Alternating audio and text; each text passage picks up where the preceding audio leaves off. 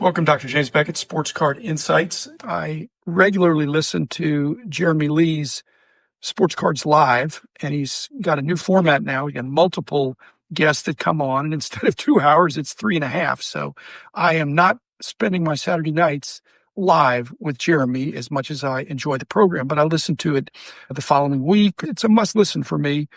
Just listening to the podcast version and speed it up a little bit, but there's a lot of good stuff in there and I could slow it down if I need to, but you get the gist of it. I like his format. It keeps moving, but what he does very well. At any rate, things come up, and since I'm hearing about it a few days later, it's too late for me to jump in. Many times I think I could add to that, and I don't know that I'd be calling in. Somebody has a question, they address it, and it's too late for me to wait a few days and then contact Jeremy or contact the person. So I'll just probably deal with it in my own podcast. And these couple issues here, they may be resolved by now. But there wasn't understanding at the time, and there still, in my mind, is not clarity. The hobby really just want full transparency for the companies in the hobby, and companies in this business have a lot of moving parts. And full transparency is not wise. Your competitors would love to have you with full transparency. It's good to listen to your customers. It's good to provide good customer service. It's good to answer their questions in the best way that you can. I'm not saying to lie, but you don't have to disclose every trade secret that you have or every deliberation in coming up with this decision. And silence is not necessarily an admission that you're guilty. It just means you haven't crafted your answer, or even any kind of an answer would not be satisfactory to enough of the people. It just would stir the pot further. So both topics involve sort of criticism of Fanatics as well as PSA collectors. They're led by iconic executives who are respected for their business acumen. Michael Rubin, as well as Nat Turner. They've had a series of successful moves, and so they didn't all of a sudden get dumb, stupid, or mute. They're savvy, and they've got a lot on their plate, and you can't come on and say no comment, but just to not be available for comment might mean something other than any egg on anybody's face. You just might wind up digging the hole a little bit deeper. Anyway, thanks sponsors, Topps, Panini, Upper Deck, Heritage Auctions, Hugs the Scott Auctions, Mike Stadium Sports Cards, Burbank Sports Cards, ComC.com, and Beckett Media. The first one is really about PSA and how they quietly tightened up their definition publicly that a PSA 10 now has to be, 55-45, and it can't be 60-40. And people are saying this completely undermined confidence in PSA. I do not agree. There's nothing, if you go back 30 or 40 years, that said a gem mint had to be 60-40 as opposed to 55-45 or 65-35. And PSA had OC qualifiers. I think PSA made the right decision to tighten up in this day and age of much better quality control.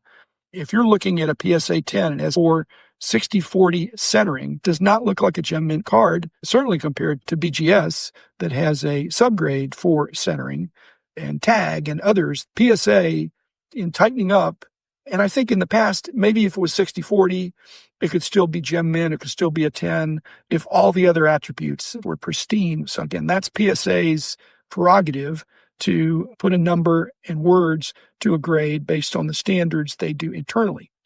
But Ryan Stasinski is telling us what the gem rate is. If you've got a 60-40 PSA 10, that doesn't look as good. And it undermines confidence in the brand. So PSA is doing the right thing. They're the market leader. It's probably the right time to do it. When you get a card out of a pack now, you're disappointed if it's not gem mint. And PSA, that means 10. On the other hand, you can see there's not many of them that come out pristine 10s for BGS and even fewer that come out black 10s. I don't believe that the discussion on Jeremy's show that people are going to be driven away because the standard changed and that's not fair in some way. Actually, I think they're going in the right direction of tightening up the standard. It's really reflective of what people are seeing in their own eyes. Jeremy is not the only one that talks about eye appeal. The eye appeal of 60-40 is much less. That would be a weak PSA 10. PSA is seeing that, and they're clarifying what people are already doing. They're saying that's no longer going to be a 10. Now, their dilemma is they don't have a 9.5, so they've got to go down to a 9.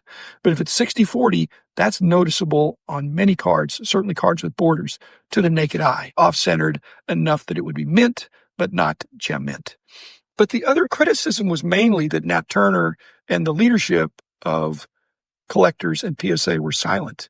But what did you want them to say? Most of the people griping had never been the owner or leader or boss of a grading company, which I have. And it's a hard job because it's hard to please people. Once they'd made this announcement, if all of a sudden the further announcement is, therefore, we are going to reholder, which would be very difficult. We are going to add stickers. That would be difficult. Even if those were upcharges, it's tampering with the market leadership that PSA has. If they were to admit that the old PSA 10, some of them would not meet the new standard, then they just can't win. They're going to line of people out the door saying, regrade me. And they're going to want that to be for free because it wasn't the customer's fault. What if it comes back as a 9? Do you want to send it a 10 that you think is 60/40 and get it back as a 9? That would be a more accurate grade, perhaps, with the current standard, but it was accurate at the time. Thus invalidating the famous PSA guarantee. If they have to make good on every time the card is held to the current standard when it was correctly graded before, that's a problem. The other thing, there's all this thought there's quotas. We're given too many 10s. You know what? If somebody submits 100 cards and they're all the quality of a 10, they all ought to get 10s for PSA. Now, when that happens, if I were running it, and I used to be running a competing grading service because there's a whole bunch of graders. If one of the graders is giving more 10s proportionally than another, then that very possibly is a training opportunity. It's certainly worth investigating. If everybody's getting similar kinds of cards and one person is harsher or one person is more lenient, then that's a training issue for the director of grading. That doesn't mean the company's stance is we're getting too many 10s. It's that one of our graders is not adhering to the exact standard and is being a little bit lenient. And maybe they're not seeing the edge problem or the surface problem or the corner problem or the centering problem. This just points out, and it's a silver lining, by PSA saying that we have now tightened up, and people were suspecting that recently anyway, that they were getting tighter. But now they're saying they truly are. It's got to be 55-45. PSA had an existential problem that if everything gets a 10, then you don't really need PSA. So now it's going to be tougher to get a 10, and yet there'll still be a high percentage of 10s. And there will not be a quota. If it's 50-50 or 55-45, that's really difficult to even tell. I think PSA did the right thing. They could have done it quietly without saying anything. I won't say it goes without saying, but it is what it is. They announced it, and the hobby needs to deal with it. And the hobby does have a choice. They could go to a different grader, but I doubt they will. This is now the standard. They have the choice to take cards that were previously graded, and Greg Miller had something about what you could tell from the serial numbers, about when they were graded. But still, the silver lining is eye appeal is more and more important. And if you see a PSA 10, you look at it. It's an old PSA 10, which therefore might be weaker, or a newer PSA 10, which has a tighter standards. People will deal with it, and PSA will continue. Nat Turner, you might say, why am I defending PSA? I'm defending PSA because I think what they did was good for the business. To have easy to get a 10 is not good for the hobby, is not good for the business. And frankly, the competition for PSA, I'd like for it to come from BGS, certainly was for the 2000s. And now my old company has slipped. But if PSA stumbles, I think their competition could be Fanatics. It's too lucrative. And Fanatics is going to get into grading. By PSA more articulating their standard, by PSA saying now PSA 10s have to be 55-45, that's going to be the de facto standard of the rest of the industry because they're 85% of the industry. Okay, the second topic that came up was, I think, an outrage that Dustin Cooley had on Sports Card Dad about Fanatics Live pushing breaks as a preferred method of entry on their website of not just buying a box. And I noticed the same thing when I went to Dave & Adams to check out a box that I got from Panini, is that it was easier and cheaper to buy a spot and a break than it was to buy the box. Again, these are smart people. They've test marketed, but the criticism, any opening packs is the method of entry for most people, whether it's the breaker breaking the pack for you. And it is a measure of luck. When I was a little kid, you went down and you bought a pack and you didn't know what you were going to get. So the preferred method of entry is to buy something unopened, because when you're coming into it, you don't know what you want or need generally. You're just getting into it. But after you've opened some packs and you've looked at the cards, you say, I'd like to get some more of these. The suggestion was that participating in a break is addictive and gambling and totally based on luck, and yet buying packs is not. They are too similar to have an important distinction. I'll admit it is more addictive to get in a break. And it's equally gambling, whether you buy one pack or one box or a part in a break, you're not knowing what you're going to get. And the expected value of what you get when you open the pack or the box or participate in the break, the expected value mathematically is less than what you paid, because it's a business transaction. 90% of people come back from Vegas with less money than when they left. It's the way people get started. It is based on luck. Okay, so why would it be more addictive to participate in a break as opposed to buying packs or buying a box? It's more addictive because it's more fun, because there's a payoff. You're doing it in a group. You have camaraderie, the fun and the thrill of the participation. Why is that so bad? That would be a starting point for somebody getting in the hobby for something that's more fun than when I was a kid. If you go down to the corner store and you put a nickel on the counter and you got a pack of cards and you opened it, and then you put them in your pocket and you showed your friends later at school or at the park or wherever you were. So if it is more addictive, it's because it's more fun. So in fact, the path, not just the preferred method of entry, if you stay only doing breaks, then that to me is not full participation in the hobby. It is participation in a hobby, but it's not the full hobby to me. If you only want to buy into breaks, you're getting a thrill. It's like going to Vegas and only doing slot machines, just pulling the lever. Okay. Again, a lot of people, and I know that go to Vegas, like to play some of the other games that ostensibly require some skill. When I go to Las Vegas, which I've not been recently, but I used to go and I play poker, because you're playing against other people.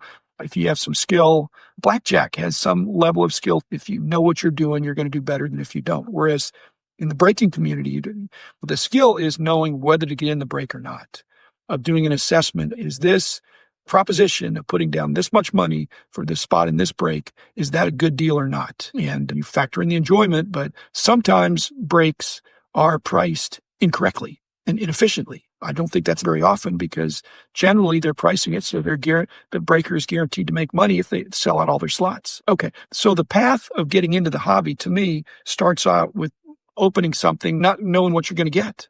And that's a lot of fun. But from that, I think you need to move toward the second phase, which is, okay, I've decided what I want. Why don't I buy the cards that I like? Whether it's to buy them to flip them or to put them on my wall or to hold them, to buy, sell, hold, whatever I want to do. But I'm picking out what I want that I'm going to enjoy. And to me, that's a greater level of enjoyment. It's a different thrill. It's not as thrilling, because the variability of not knowing what you're getting is huge. Why these slab packs and other repacks, they've reduced the variance. To me, third, then you become a true collector. Again, in the old-fashioned way, is you start completing sets, or you put together a collection. You're not just buying individual cards here and there. You have some cohesion, some sense of what you're doing. Frankly, that allows you to do what I did and what all the guys did back in the 70s and probably the 80s too, is to buy collections. The larger the collection, the deeper the discount. You get some really good cards in there. But that's the progression of maturity in the hobby to me. It's also the progression of knowledge in the hobby. You don't need a lot of knowledge to participate in a break. You can tell you got something good or you didn't, and you enjoyed that action. Buying individual cards, that is exciting too, to find something you want at a price you want. From what I hear, they just want to find what they want, and then they have no bargaining leverage because they're so obviously wanting it that they may wind up overpaying. So the knowledge path is to go from not knowing what you're going to buy, and in that case, it is luck, you don't have the knowledge, to buying individual cards that you can study up and know, to being able to buy collections, which requires a whole bunch more knowledge, the variety of things that are out there. And you probably need to do a lot of research or be a hobby veteran. So I'm pushing back. The moral of the story is that Fanatics Live is pushing brakes, and people that have destructive addiction personalities, which there is some percentage of people that have trouble saying no to things that are good, but get in the way of life, those people are going to wash out. And I feel really bad about that. But they're the same people that are going to Vegas or spend their rent money on lottery tickets. Buying into a break is better than buying lottery tickets. It may not even be better than a slot machine. That's the scary thing. But it's certainly better than the lottery, and it's a lot more fun. I've said, if somebody is throwing money at breaks, unless they have an edge, and the edge is to know that what they're paying for their spot in the break is less than what they can expect to get out of it, and that rarely happens, then they need to move up the chain of knowledge. For Fanatics to promote breaks on their website is probably smart because it's where the action is, the huge volume breakers are doing. And they are promoting the hobby in that way. Now, you may say they're promoting a hobby, and it's not the hobby. No, it's the entry point. And if people stop there, when you go to a card show, you don't see a lot of breaks, cards for sale. That's why the importance of an LCS that's not only got unopened product, but got a lot of singles. When you go to a card show, especially a big card show, yes, you're going to see some towers of wax, but you're also going to see a lot of singles, a lot of slabbed stuff in the cases. If you're not fired up about that, then you're still at first base trying to think, in fact, why go to the show? So I don't believe this is a digital hobby to the exclusion of in-person. The in-person stuff is very important. If Fanatics wants to promote breaks with their preferred breakers that all have personality and have good product, then it's up to the individual collector and up to you to help your friends make good choices, to have a budget or to take stock of how you're really doing on this. So thanks, everybody, and continue hobbying the way you want to hobby and take stock of where you are. Man in the house of cards is doing